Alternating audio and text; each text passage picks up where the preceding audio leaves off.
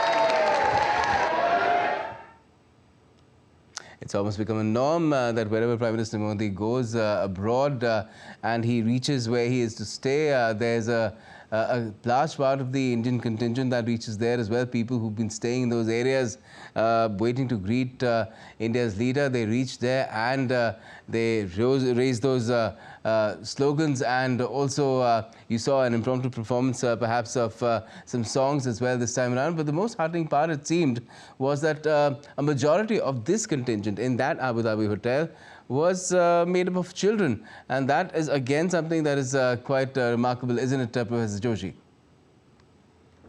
Indeed, as the children actually represent the future of any nation, and it was really a delight to see children welcoming the Indian Prime Minister. And wherever he goes, he is warmly welcomed by not only the people of India, but the leaders and the people of that particular nation. And whenever he addresses his diaspora, our people actually they look forward to him with great hope and great pride.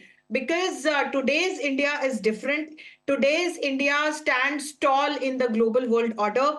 Today's India is known as Vishwa Guru and Vishwa Mitra. So that, with that pride of being an Indian, basically all the people from India, they welcome our honorable Prime Minister wherever he goes. So I can see that joy, I can see that pride on the faces of the Indian diaspora present in UAE presently, people who are welcoming him with great fervor, and children who are performing in front of him, taking his autographs and trying to get pictures clicked with him.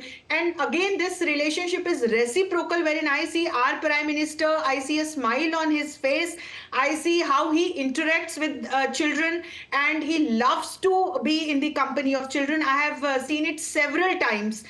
So wherever he goes, he develops a bond instantly, not only with our people but especially with the children, and that is what we can see there. Such a beautiful picture wherein children are greeting him, getting his autographs, performing in front of him, singing songs and so on. So and again I would say the same thing, that it will be reflected in the form of more strengthened ties and partnership between the two nations. Certainly. We're almost at the end of our time as far as this particular segment is concerned. But before we do that, let me just recount for you some of the key points that have come across as far as a bilateral meeting between the leaders of India and UAE is concerned in Abu Dhabi. Here you can see Prime Minister Modi being greeted by all those people of Indian origin who reached the hotel where he's going to be staying in Abu Dhabi to greet him. But as far as the list goes, there have been 8 different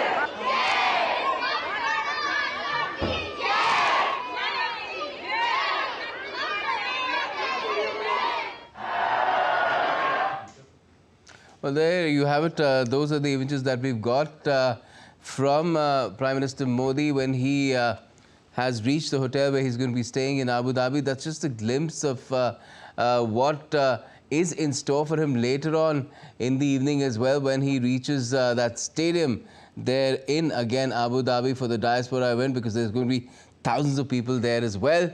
And that will be quite an event, because we've seen glimpses of that through the day from our correspondents too.